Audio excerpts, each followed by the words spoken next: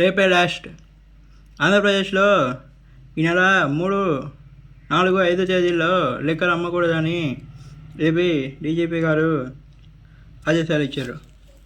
So అందుకని ఇప్పుడు రేపే చివరి తేదీ. ఈరోజు రేపు ఎల్లుండు ఈ 2 రోజులు మాత్రమే లిక్కర్ అనేది అమ్మవాడు ఉంటుంది.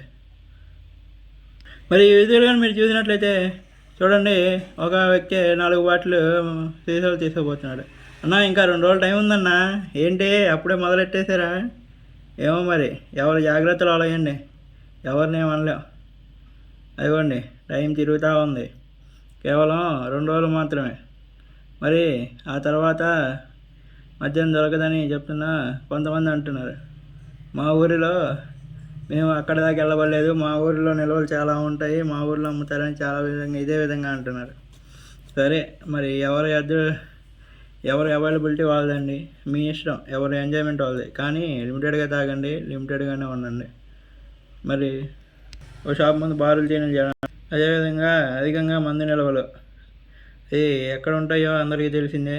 మరి ఇదండి మరి మద్యం గురించి అయితే ఏపీ డీజీపీ గారు అయితే ఆదేశాలు ఇచ్చారు. మద్యం అమ్మరాదు, జూన్ 3, 4, 5 తేదీలో మద్యం అమ్మరాదని. అందరూ సజావుగా ఎలక్షన్ అనేది రిజల్ట్ని అందరూ సజావుగా స్వాగతిస్తారని, అదేవిధంగా ఎటువంటి గొడవలు జరగకుండా ఉండాలని, ఈ మద్యాన్ని కొంతవరకు కంట్రోల్ చేయడం ఒక మంచి విషయమని చెప్పాలి. మరి ఈ అన్నం మాత్రం చాలా వాళ్ళు జాగ్రత్త అయితే పడుతున్నారండి.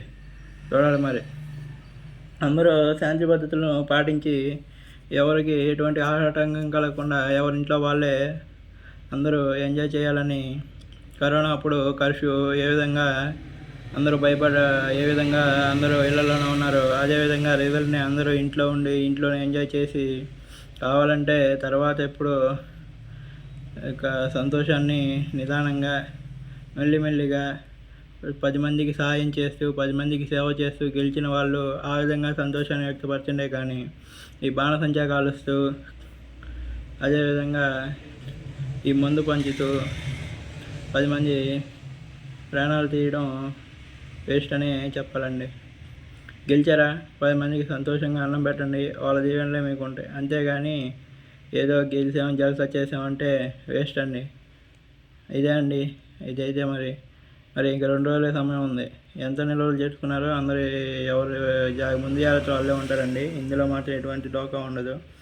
ఇంతేమండి ఈ వీడియో మాత్రం. Thanks for watching.